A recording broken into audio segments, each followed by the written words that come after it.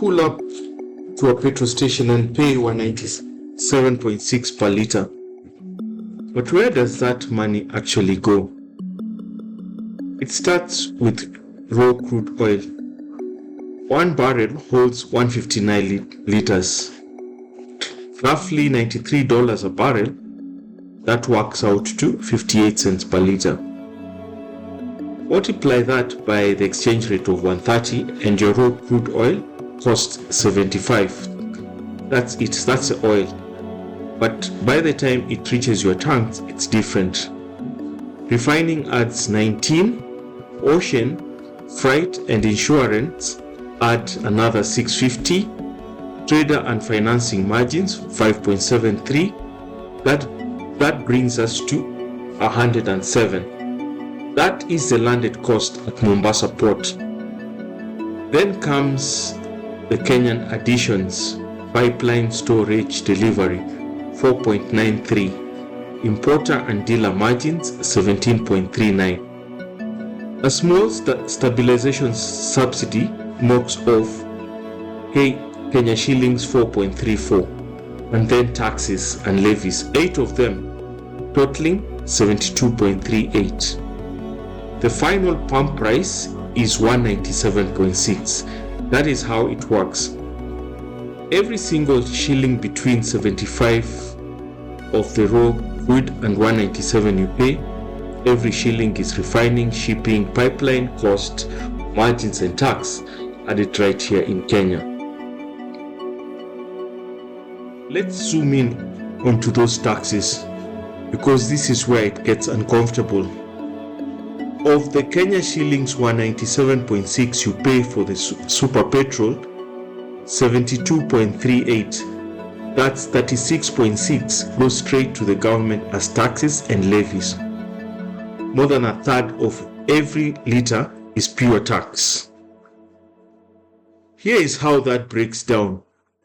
Road maintenance levy 25, excise duty 22, VAT at 15. The VAT here is at 8%.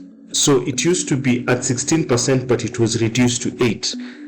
The government just passed this through Parliament very fast today in order to get legal, because previously the minister is only allowed to reduce it to about 13%, about 12%. Petroleum Development Levy is 5.4, Import Declaration Fee 2.56, Railway Development Levy 2.05, Petroleum Regulatory Levy about a shilling, and Merchant Living Levy about 0.03. So if you look at the Petroleum Development Levy, the subsidy that was used to buffer the price, the 4 shillings that we have seen earlier, that comes here. So the government is actually collecting it, and it will be more relevant if you see the prices for kerosene, because for kerosene the government is subsidizing to a big extent, to actually 89 shillings per liter. 8 separate charges stacked on top of each other before you even started your engine. The international cost of your fuel, the crude, the shipping, the refining, account for 54% of the price. The Kenyan government takes 37%. That ratio tells you everything you need to know about why fuel is expensive in this country. And here is something else which has been talked about, but many questions have come about this.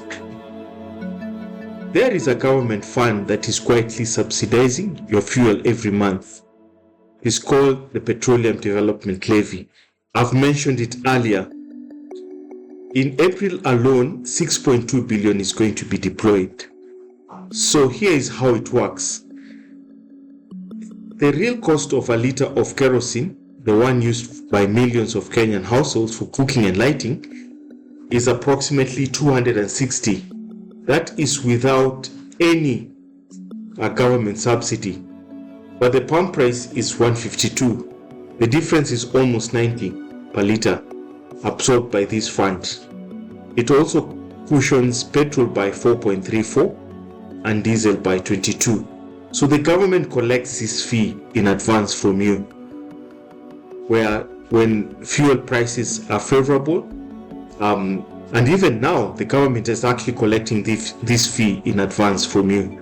So it's almost give and take, because they give you 4 shillings, but they take away 5, right? So in other months, there might actually be no subsidy. So there was no subsidy before, but because of the level of prices, because of the fact that there's been a very high price, the price would actually be about 202 if no subsidy was applied for fuel. So why aren't prices even lower? Because the same fuel bill that funds this stabilization mechanism also adds 72 in taxes. The government is simultaneously cushioning prices with one hand and taxing them with the other. The PDL fund is real, it's working, but fighting against a tax structure that it can only partially offset.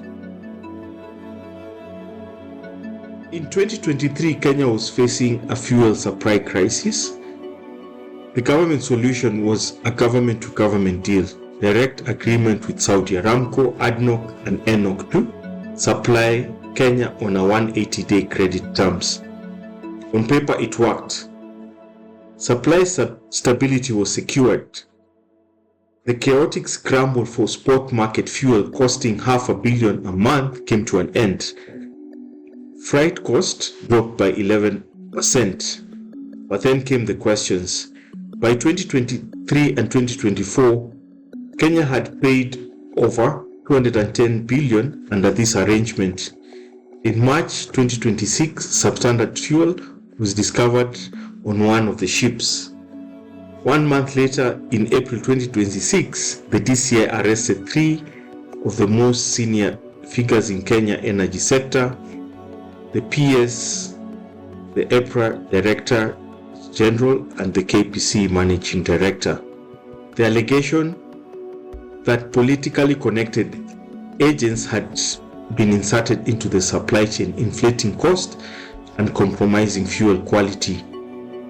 And actually that has a lot of truth in it, because about 500 million was found in one of the residents of those who were arrested. A deal that was supposed to clean up Kenya's fuel procurement had become the very scandal it was meant to prevent. Let's go back to 2022. William Ruto on the campaign trail was very clear about fuel. At a presidential debate he said, and I quote, 50% of fuel cost is taxes, 15 different taxes. Time to rethink VAT on fuel. On the campaign trail, he promised to tackle the corruption cartels he said were artificially inflating fuel prices. So what happened when he got into office?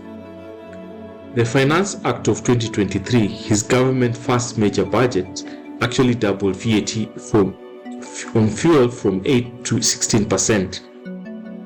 That added roughly 14 per litre overnight. It triggered protests in March of 2023 and then in the Gen Z protest of 2024. Then in April 2026, at a rally in Kisii, he announced a reduction of VAT back to 8%, framed as cushioning Kenyans from the cost of living. Net change from where he started on the campaign trail, zero. VAT is back to where it was before his government raised it. And the cartels, 3 of his own government top energy officials were arrested by his own DCI following allegations of politically connected contracts in the very fuel supply chain he promised to clean up. Here is a question that should end this conversation.